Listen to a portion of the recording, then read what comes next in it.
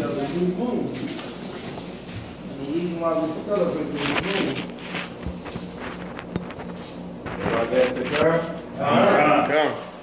Genesis chapter 1, verse 14. And Yahweh said, "Let there be lights in the firmament of the heaven to divide the day from the night. And let them be for signs, and for seasons, and for days, and for years." So like I said, the Most High separated the day from the night. When we do our Sabbath, we do it from the day to the night. So that's the way we do it. We're going to read. Verse 15. "And let them be for lights in the firmament of the heaven to give light upon the earth." And it was so. Verse 16. "And Yahweh made two great lights, the greater light to rule the day, and the lesser light to rule the night. He made the stars also." Verse 17. "And Yahweh set them in the firmament of the heaven to give light upon the earth." Verse 18. "And to rule over the day and over the night, and to divide the light from darkness. And Yahweh saw that it was good." So we see that the Most High separated the days from the night and said that it was good. So that's the reason why, to this day that we celebrate the new moon. Let's go to Numbers 10, verse 10. 10. Everybody got it? God. Bring it up. It's Numbers chapter 10, verse 10. "Also in the day of your gladness and your solemn feast days, and in the beginning of your months, ye shall blow with the trumpets over your burnt offerings, and over the sacrifices of your peace offerings, that they may be to you for a memorial before your God. I am Yahweh, your God." So we see Brother Daniel blow the trumpet, because we are commanded to blow the trumpet, for our solemn feast days. It's a commandment that the children of Israel was given to by Moses. Let's go to Numbers 28 and 11.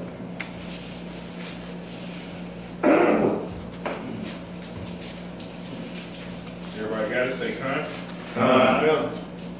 Book of Numbers, chapter 28, verse 11. Come on.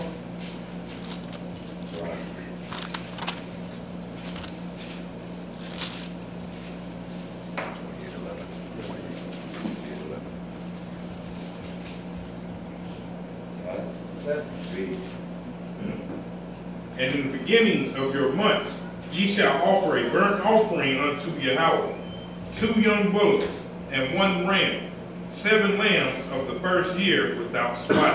All right, Shalaki. Now, we're seeing that we're supposed to have offer a burnt offerings every Sabbath. This is during the time of us in our land. But why do we do burnt offerings? Why don't we do burnt offerings? Or burnt offerings? Right. So at this moment we don't do the burnt offering because of H.O.I, which is the world ignorant of Jesus Christ. Keep reading. 12. And 3/10 deals of flour for a meat offering, mingled with oil, for 1 bullock, and 2/10 deals of flour for a meat offering, mingled with oil, for 1 ram. 13. And a servile tenth, and several tenths deals of flour mingled with oil, for a meat offering unto 1 lamb, for a burnt offering of a sweet savor, a sacrifice made by fire unto Yahweh. So this is the things that the Most High had us do when it came to the new moon. The Most High take the feast days very seriously. So this is the things that He had us doing as it concerns to the new moon. All right, let's go to First Chronicles 23, 30 and 31. First Chronicles 23, 30 and 31. First Chronicles 23, 30 and 31.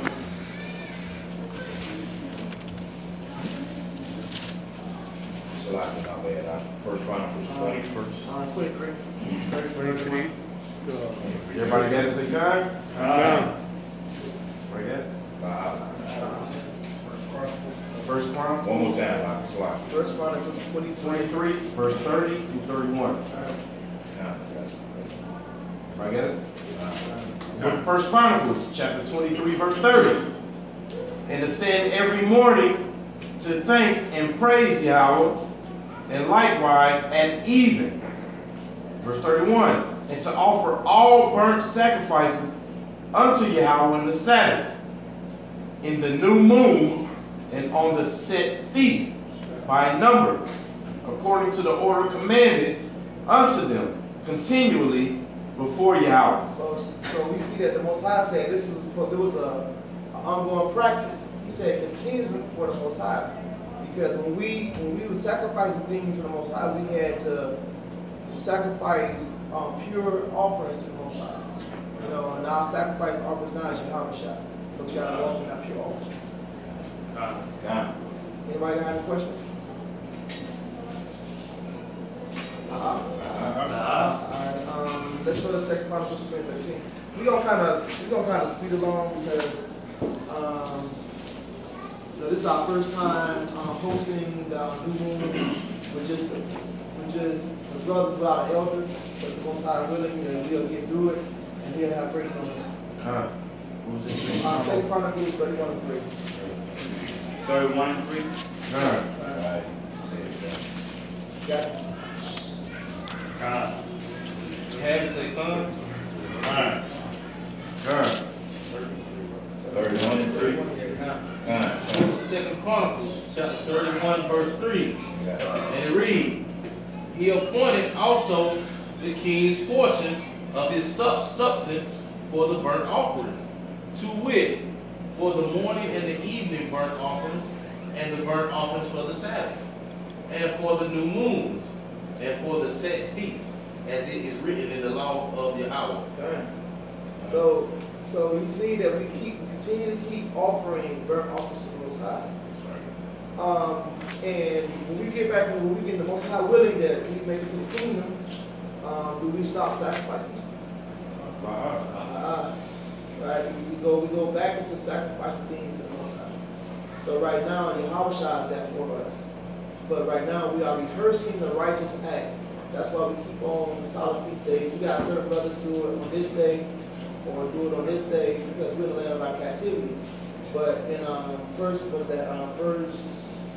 Judges 5 and 11 said that we rehearsing the righteous act.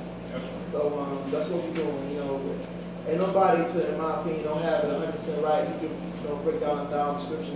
The most important thing is to keep the Most High's commandments. That's right. That's the most important thing. All right, let's go to Nehemiah 10:32.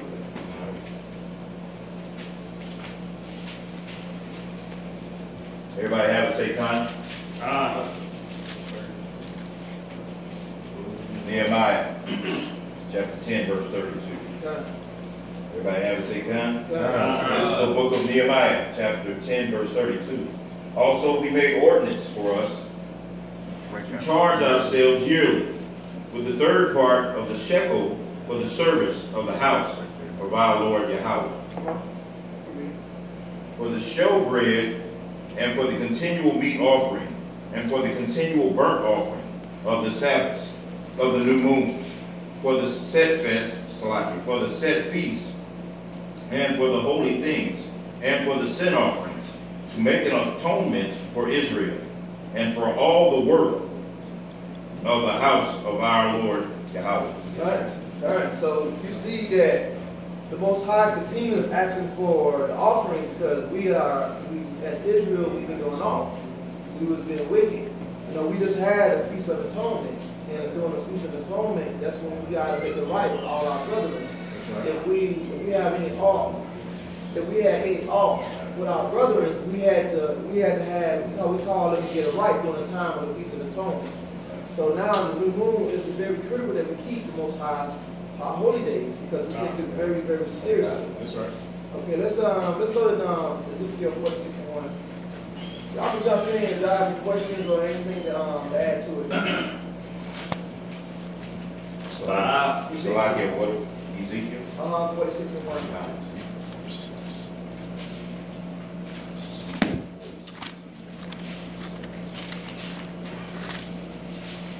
So we was taught, we all come from the background of some kind of denomination in the Christian church, and we was taught that the Most High's laws are done away with. But as coming into the truth, we realized that, Rules 4:1 said, this is the commandments of the Most High, and the laws that endure forever.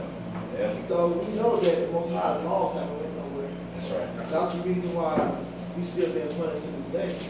Because he said that he knows of all our family on earth, so he's going to punish us for our iniquities. So until we come back to the ways of the Most High, this is not going to end. Okay. But let's get Ezekiel 46 and 1. The book of Ezekiel, chapter 46, verse 1. Yeah. Thus saith Yahweh thy power, the gate of the inner court that looketh towards the east shall be shut the 6 working days, but on the Shabbat it shall be open, and in the day of the new moon it shall be open. All right. Because Most High, like, on the Shabbat, we have specific things that we can and cannot do. You know what I mean? But when on certain holidays, like on Shabbat, you cannot buy, sell, or cook.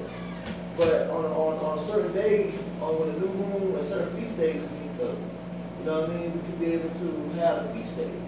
But on the Sabbath day, we don't supposed to do that at all. But if on the Sabbath day, from my understanding, that we are allowed to be able to cook and to do things to keep the Most High holy days. Can I add something right quick? Yeah. You said in the kingdom we'll be sacrificing. Well, if you drop down to verse 4, it proves that we will be sacrificing in the kingdom. Break it up. Read that out. Verse 4, and the burnt offering that the prince shall offer. And that prince is Christ. That's who the prince is. All Yeah. peace. Go ahead. Offer unto Yahweh in the Sabbath day shall be 6 lambs without blemish, and a ram without blemish. Right. So that's the precept, because that's the thing about the laws.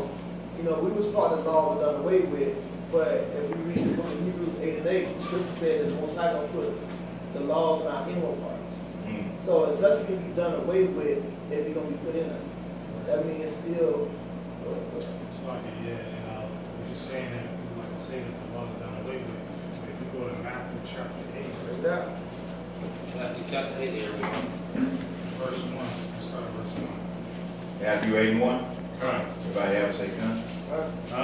It says, Read it, brother. Bob. It says, when he was come down from the mountain, great multitudes followed him. We're talking about H.O.I. And behold, there came a leper and worshipped him, saying, Lord, if thou wilt, thou canst make me clean.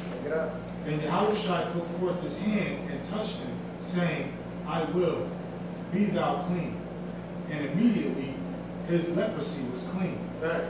And Yahushua said unto him, see thou tell no man, but go thy way, show thyself to the priest, and offer the gift that Moses commanded for a testimony unto them. So there we see that he's telling them the sacrifice. Right. The extension of the law. It's from the law. And just to piggyback off of what he said, the law he's talking about is in Leviticus 14. So that's the law he's telling them to do. What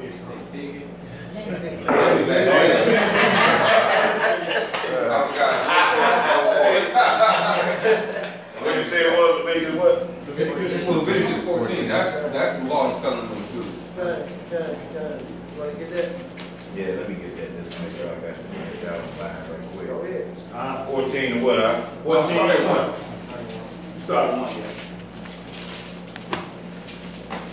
Read that, brother Bob, please. No man. That's all right. Everybody have it? Go ahead. I got it. This I'm getting there myself. This is 14 1. Leviticus chapter 14, verse 1. And the Lord spake unto Moses, saying, this shall be the law of the leper in the day of his cleansing.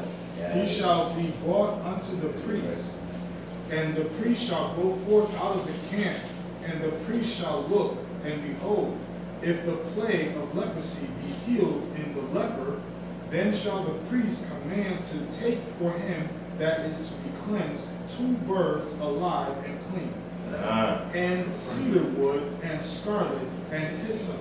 And the priest shall command that one of the birds be killed in an earthen vessel over running water. And that's the animal sacrifice. That's Good. And that's, I'm going to let it back on that too, because YHWH was that perfect lamb. He showed us how to walk perfect in the law.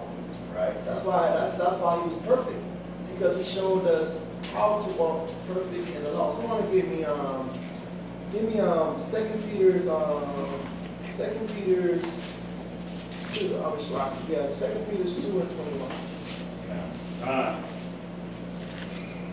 John 21. You got it? Yeah, sure. Read it. That's why I like 1. 1 Peter's 2 and 21. It's like First Peter 2 and 1. Yeah, 2 and 21. 2 and 21, I got you.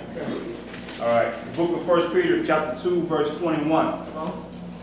For even hereunto were ye called, because Christ also suffered for us, leaving us an example that ye should follow his steps. Follow his steps. Because YHWH walked in the law perfect. Someone give me Matthew 5 and 48. And we'll get back to the lesson. Hey, read the next sentence. Oh, read the next sentence. Read the very next sentence. Yeah, I had it. Okay, here we go. Who did no sin, neither was guile found in his mouth. See, so he left us an example. He lived and did no sin. And he told us, we found Matthew 5 48 something.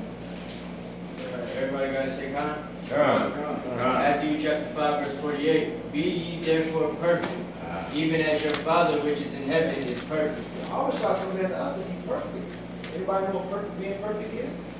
Keeping the law. Keeping the law. Read Psalm 19:7. And we'll get back to the lessons. And let's say, God. All right. This is the book of